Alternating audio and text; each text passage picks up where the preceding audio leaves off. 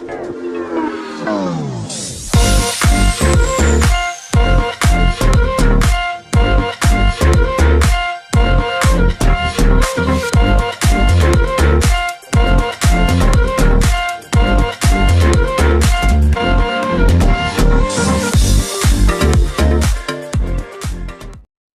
semua, salam sejahtera Malaysia. Selamat datang ke channel Fels Lifestyle.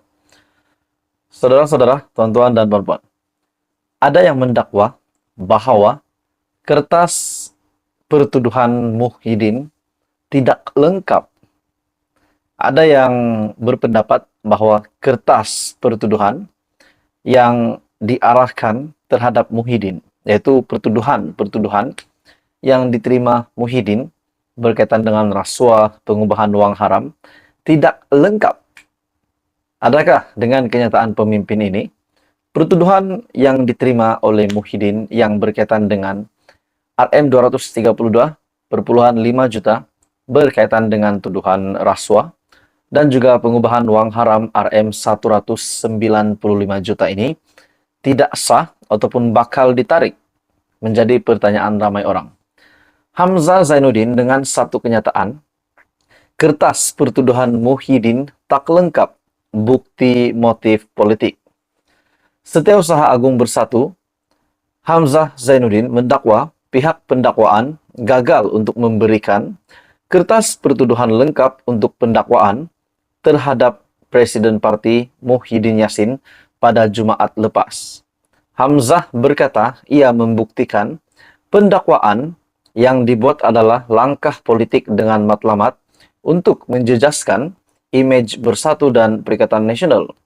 Dan apabila diminta dokumen yang lengkap oleh para peguam bela kita, pihak mereka yaitu pihak pendakwaan,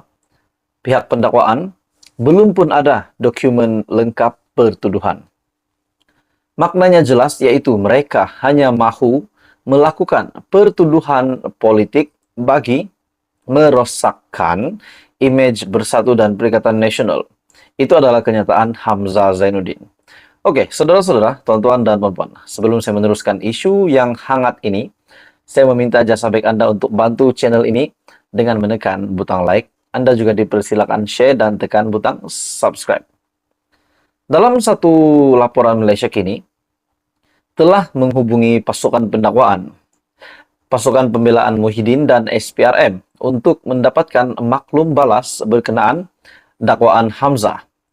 Seorang pegawai kanan SPRM yang enggan dinamakan memberitahu Malaysia Kini bahwa menurut Seksyen 51E Kanun Tata Cara Jenayah, pertuduhan lengkap hanya diberikan selepas permohonan rasmi dibuat ketika pengurusan kes.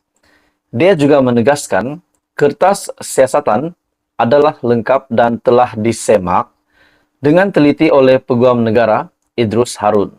Jumaat lepas, Muhyiddin didakwa di Mahkamah Session di Kuala Lumpur atas 6 pertuduhan yang membabitkan 4 kerana menggunakan kedudukan mendapatkan rasuah sebanyak RM232,5 juta dan 2 kesalahan yang lain, yaitu pengubahan wang haram yang membabitkan sebanyak jumlah RM195 juta.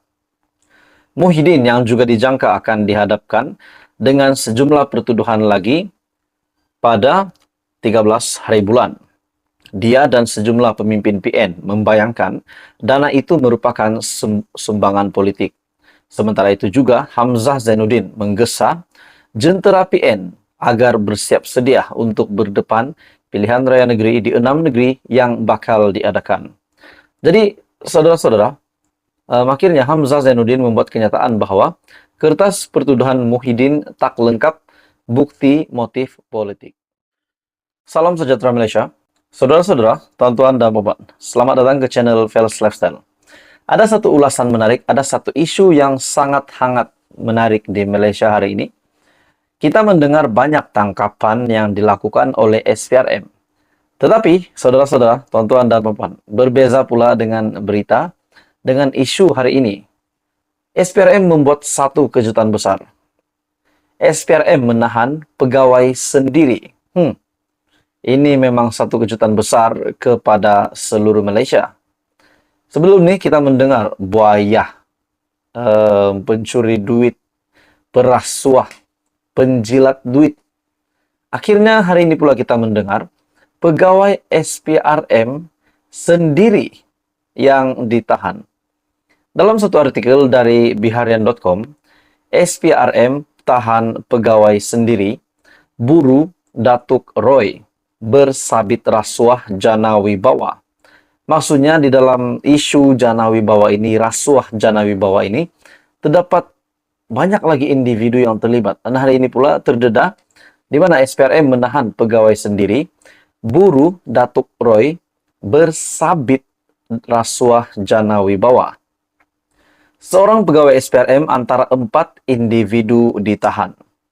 Suruhanjaya Pencegahan Rasuah Malaysia menahan seorang pegawainya dan 3 lagi individu termasuk seorang wanita pada Khamis lepas kerana disyaki meminta dan menerima rasuah sebanyak RM400,000 bagi mengelakkan siasatan membabitkan kes program jana wibawa. Jadi pendedahan ini telah mendedahkan ada individu lain yang terlibat di dalam isu jana wibawa ini. Wanita berkenaan yang sudah dibebaskan dengan jaminan SPRM, manakala 3 lagi suspek sedang berada dalam reman hingga esok. Berita ini diterbitkan pada Mac 12. SPRM kini sedang mengesan seorang lelaki yang dikenali sebagai Datuk Roy yang dipercayai perancang utama dalam kes rasuah melibatkan siasatan kes berkenaan. Lelaki itu yang berusia lingkungan 50-an sebelum ini pernah dituduh di mahkamah dan dijatuhkan hukuman penjara atas kesalahan rasuah.